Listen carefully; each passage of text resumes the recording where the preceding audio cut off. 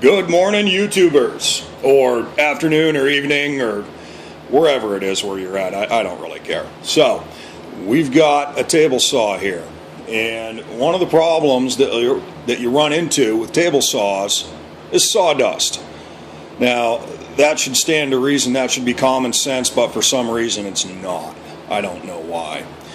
If you follow my finger, or my thumb rather, you can see right here. I don't know how well the camera's picking that up, and I don't dare pan it because, well, if you saw the setup that it's on, you'd understand. This sawdust is stuck to the back case of this table saw via a substance called lignin.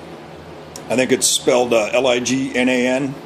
Yeah, correct me in the comments if I'm wrong. So in any case, lignin is a substance that's in wood, and when it is particleized in sawdust and heated up, a glue-like substance is liquefied in it, and then when it goes back to room temperature, it re-solidifies. That's how pellets are made for wood pellet stoves. One of the problems that you run into with a table saw is the lignin will get in between the brush and the brush holder. So let's see if I get light on that. My lighting here is fantastic, can't you tell? So right here, we've got a bunch of lignin on this brush. And these are the brushes that I pulled out of this saw. You can see some more there.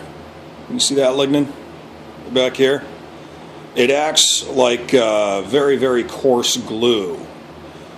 And I literally had to dig these brushes out, and that's why they're all beat up. So what happened with this saw, and what could be happening with your table saw, is the lignin, the sawdust, gets in this area here, gets in this area here, and it will not let the brush move forward. You see this spring right here? This spring puts pressure on the top of this brush. It's a carbon brush, pressed carbon, and it pushes it into this device known as a commutator. See all these little copper bars? That's part of the armature, and it spins round and round and round inside the field, which is encased in this yellow case. So the lignin gets in there as sawdust. The lignin comes in on the sawdust, and these brushes and brush holders are very, very hot. So the lignin gets liquefied, and then when you turn the saw off, it goes back to room temperature, and then it solidifies. And what happens is it sticks the brush in the position of when the saw stopped. Well, what happens when most things cool down? They shrink. So if there's an infinitesimal gap between the end of this carbon brush and this commutator here, it's not going to make electrical contact between here and here. Same thing on the other side. So if you've been cutting a lot of wood that has a high lignin content, and you can find that out for yourself, just, you know, Wikipedia, Google, Bing, whatever you use. You get on the internet, you get on the confuser, and you say, hey, what woods have the highest lignin content? Well, this saw was cutting a lot of Ipe. Apparently it has a very high lignin content, because that's why it's in my shop.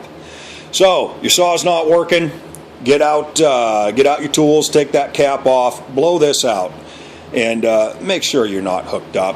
Okay, make sure you're not plugged in so that you don't accidentally turn it on, start missing digits, people call you stumpy. That ain't no good. That's no fun. And when you turn the saw on, if you do it safely, you can check for proper sparking here. And for those of you wearing headphones, for those of you who pipe the audio through your sound system, turn it way down because it's about to get very, very loud with this motor. Here we go.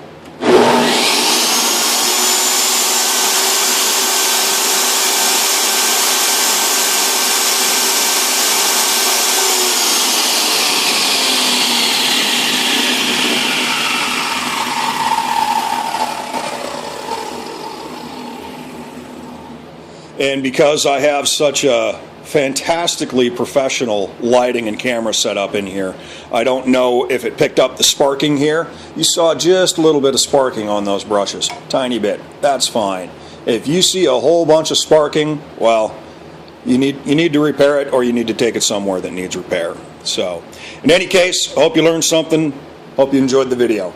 Have a great day.